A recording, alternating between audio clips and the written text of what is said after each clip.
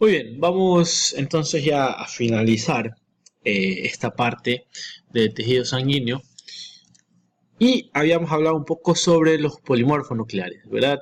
Tienen núcleos multilobulados y los diferenciamos debido a las diferentes características que ellos tienen. Los neutrófilos, neutro, tenemos un citoplasma que no tiene una coloración específica debido a que sus gránulos toman o no captan una coloración eh, digamos, característica. Pareciera que el citoplasma de estas células se tratara justamente de podríamos decirlo de una manera vulgar, un citoplasma neutro. De ahí su nombre de neutrófilo, como para entender esta cuestión así.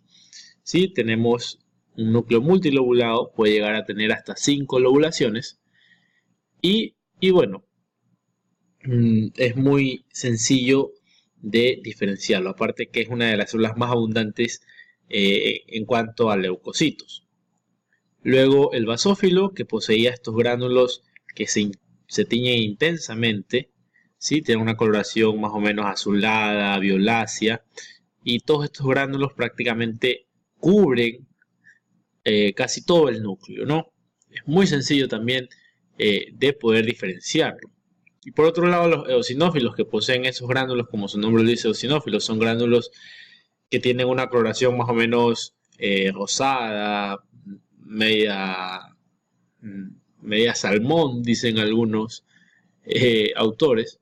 Ya es muy sencillo poder diferenciarlos unos de otros, ¿no? ¿Verdad? Ya sabemos entonces cada una de sus funciones, cada una de las enzimas que poseen cada uno de ellos. Igual vamos a hablar un poco más de ellos más adelante. Por otro lado tenemos a los mononucleares, ¿sí? A los agranulocitos, se los conoce así, justamente porque no poseen estos gránulos específicos. Hablamos un poco sobre los linfocitos, ¿sí? Estos linfocitos son células que presentan un gran núcleo redondeado, como estamos viendo aquí, y un citoplasma escaso. Como vemos aquí, es un citoplasma que simplemente se representa alrededor, como un pequeño halo alrededor de este gran núcleo. Sí, es un núcleo grande y redondo.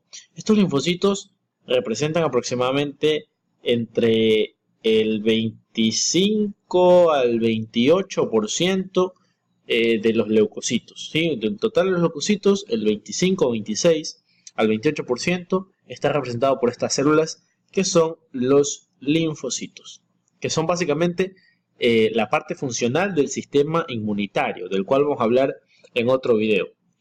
Estos linfocitos en realidad no tienen un tamaño específico, varían en tamaño, pueden llegar a medir desde las 7 micras, pueden medir incluso, hay linfocitos pequeños de 7 micras o incluso linfocitos bastante grandes.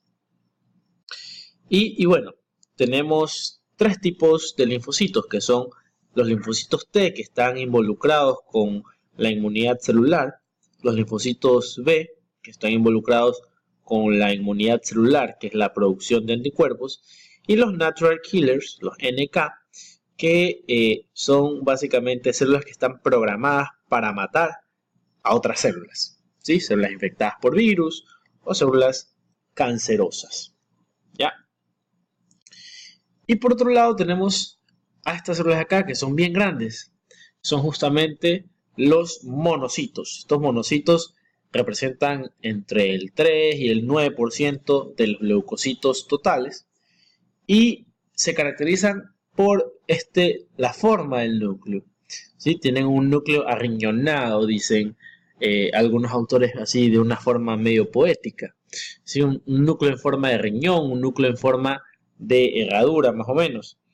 Y bueno, estos monocitos, estas células, se encuentran en el torrente sanguíneo, ¿sí? Varían en tamaño de entre 15 a 20 micras y mientras circulan en la sangre pueden estar entre 12 a 100 horas para luego penetrar dentro del tejido conectivo en donde estas células, estos monocitos, se diferencian en macrófagos, ¿sí? Y una vez que ingresan en el tejido conectivo, estas células adquieren la capacidad de fagocitar bacterias y se convierten en células presentadoras de antígeno, ya del cual vamos a hablar luego en el video de inmunidad. ¿Sí? A medida que van a los diferentes tejidos, se pueden diferenciar en varios tipos de células. Por ejemplo, si van al hígado, se convierten en células de Kupffer. Si van a la piel, células de Langerhans. Si van al hueso, en osteoclastos. ¿Ya? Bueno, hablaremos de los macrófagos ya en su momento en la respuesta inmune. Vamos a dejar ese tema para después. Aunque tenemos que saber que los macrófagos, también son llamados histocitos, son células del tejido conectivo, ¿sí? Cuya principal función es la fagocitosis. ¿Ya? No vamos a ahondar mucho en el tema, debido a que vamos a hablar de ellos ya en el capítulo de inmunidad. Ahorita solo tenemos que saber que estos monocitos son justamente las células que dan origen a ellos.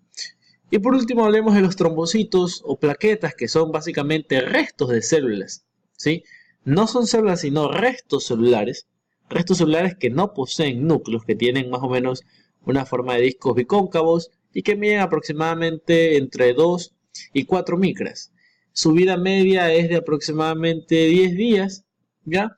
Y provienen de una célula muy grande que se encuentra dentro de la médula ósea roja, que se denomina megacariocito, ¿sí? Este megacariocito es una célula grande, multinucleada, que mide aproximadamente 100 micras, ya se los voy a mostrar luego, y que cuando se fragmenta envía al torrente sanguíneo justamente estos fragmentos celulares, que son los trombocitos, cuya función principal es la hemostasia. ¿Y qué es la hemostasia? Es básicamente la detención del sangrado. Ahora, tenemos que saber que estructuralmente una plaqueta tiene 3 zonas. Sí, imaginémonos que esta es la plaqueta básicamente, y esta plaqueta posee 3 zonas. La zona más periférica se denomina zona periférica, valga la redundancia, y esta zona está formada básicamente por la membrana celular, que posee un glucocálix con glucoproteínas, glucosaminoglicanos y factores de la coagulación. Luego vamos a tener otra zona llamada hialómero, que está formada por microtúbulos, filamentos de actina y de miosina. Luego vamos a encontrar la zona central, que es la zona denominada como granulómero, que es la zona que posee los gránulos alfa, que son los más abundantes, dentro de los cuales vamos a encontrar o va a estar contenido el fibrinógeno, los factores de coagulación, el plasminógeno, el factor de crecimiento derivado de plaquetas, que son importantes para la hemostasia. Por otro lado, aparte de estos gránulos alfa, vamos a encontrar los gránulos delta, que contienen serotonina, histamina, adenosín difosfato, más conocido como ADP. También van a contener adenosín trifosfato, más conocido como ATP. Y por otro lado, los gránulos lambda, que contienen enzimas hidrolíticas que son importantes para el proceso de resorción del coágulo si es que éste se llegase a formar. Ahora bien, ¿cómo funcionan las plaquetas? Básicamente, para que se forme un coágulo, primero vamos a tener una superficie endotelial expuesta. Y esta superficie endotelial expuesta va a hacer que estas plaquetas lleven a una primera instancia a una adherencia plaquetaria. Y esta adherencia plaquetaria consiste en la degranulación de estos fragmentos celulares y en la liberación de la serotonina, del ADP y del tromboxano A2. Básicamente, la serotonina lo que va a provocar en primera instancia es una vasoconstricción que va a disminuir la luz del vaso afectado para así de esta manera disminuir la pérdida de sangre. Luego de esta adherencia plaquetaria vamos a continuar con la agregación plaquetaria, que está mediada por el ADP y el tromboxano A2. Y en esta agregación plaquetaria se va a formar un primer tapón hemostático, también conocido como trombo blanco, que está formado básicamente por una masa de plaquetas aglomeradas. Ahora bien, si la tromboplastina es liberada, esta junto con la acción de la protrombina va a dar como resultado la formación de la trombina. Esta trombina junto con el fibrinógeno, ¿sí? Va a formar la fibrina, que es la proteína que forma una red bastante laxa sobre las plaquetas, que va de alguna manera captando los eritrocitos, y de esta manera es que se forma el tapón hemostático secundario, que es el que se conoce como trombo rojo. Pero bien, esto de aquí básicamente es un poco conocer a grosso modo un poco la función de las plaquetas. Ahora hablemos un poco del proceso de la hematopoiesis, que es básicamente el proceso de formación de las células sanguíneas, teniendo en cuenta que es un proceso que tiene varias etapas. Y todo este proceso de la formación de las células sanguíneas se inicia junto con el desarrollo embrionario temprano, que incluye la eritropoiesis, la leucopoiesis y la trombopoiesis. Si bien es cierto, en los adultos esta formación de elementos formes o de células sanguíneas se da en la médula ósea roja, durante todo el desarrollo hay diferentes zonas donde se producen estas células. Y es así como tenemos una fase mesoblástica que se da aproximadamente en la tercera semana de gestación, y esta fase mesoblástica se caracteriza porque estos elementos formes de la sangre se producen a nivel del saco vitelino. Luego tenemos una fase hepática que inicia aproximadamente en la sexta semana de gestación, y esta fase hepática, como su nombre lo dice, es justamente la formación de estas células sanguíneas a nivel del hígado. Luego poseemos una fase esplénica, ¿sí? Quiere decir que se da en el vaso, y esto se da generalmente a inicios del segundo trimestre de embarazo. Para por último empezar con la fase mieloide, que es una fase que inicia a finales del segundo trimestre, justamente en la médula ósea roja. Ya en la adultez se da exclusivamente a nivel de la médula ósea roja, sobre todo en los huesos del cráneo, en las costillas, en el esternón, en las vértebras, en la pelvis y en ciertas zonas del fémur. Ahora, en los huesos donde no hay actividad hematopoyética, básicamente predominan son los adipocitos, ¿ya? Y por tanto, en esta médula donde predominan los adipocitos, se la suele llamar comúnmente como médula ósea amarilla. Ahora, en aquellas médulas donde se encuentra un proceso hematopoyético activo, hay pocos adipocitos, a este tipo de médula se la conoce como médula ósea roja, ya que predominan justamente estas células precursoras de células sanguíneas.